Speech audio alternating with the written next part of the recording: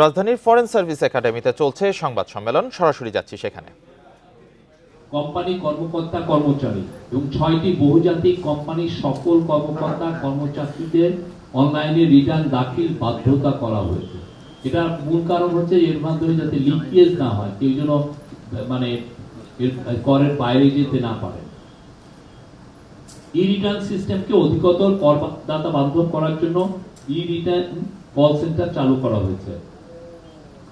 আর রাজস্ব আহরণ বৃদ্ধি ও করবান্ধব সেবার প্রসারে আয়কর বিভাগে সম্প্রসারণ করে 10টি কর অঞ্চল 3টি বিশেষ ইউনিট কার্যক্রম শুরু হয়েছে। ভ্যাট আহরণে বৃদ্ধিতে গৃহীত পদক্ষেপ, মূল্য সংযোজন কর আদায় বৃদ্ধিতে ক্রয় অব্যাহতি যৌক্তিকীকরণ উদ্যোগ গ্রহণ করা হয়েছে।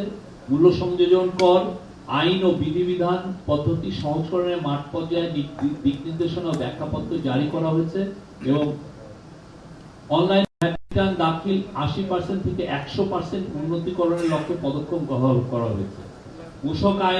মূসক আদায় বাড়ানোর লক্ষ্যে তালিকাভুক্তির সীমা 50 লক্ষ থেকে 30 লক্ষ টাকায় ও নিবন্ধন সীমা 3 কোটি হতে 50 লক্ষ টাকায় হ্রাস করা হয়েছে।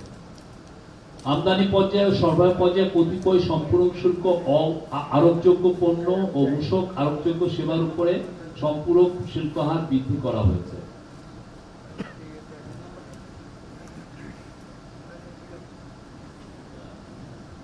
আমি এর কাস্টম সেটআপ করলাম না।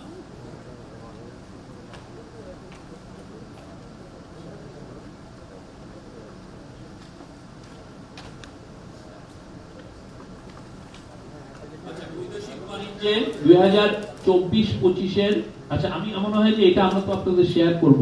হ্যাঁ, আর যেটা মিটিং এ যেগুলো অবজারভেশন হয়েছে সেটা হচ্ছে যে চিফ অ্যাডভাইজার সেন্ট্রাল ব্যাংকের গভর্নরকে বলেছেন যে বাংলাদেশ ব্যাংকের অটোনমি যত দ্রুত এটা যাতে করা হয়, অটোনমি ইনশিওর করা হয়। এটার জন্য সেন্ট্রাল ব্যাংকের অ্যাডভাইজার সেন্ট্রাল ব্যাংকের গভর্নর বলেছেন যে উনি এটা নিয়ে কাজ করছেন এবং সেন্ট্রাল ব্যাংকের যত রকমের হায়ারিং ছিল, যত রকমের এমপ্লয়মেন্ট সবগুলো ফ্রোজেন করা হয়েছে। কোনো ধরনের নতুন কোনো আর রিক্রুটমেন্ট করা হচ্ছে না।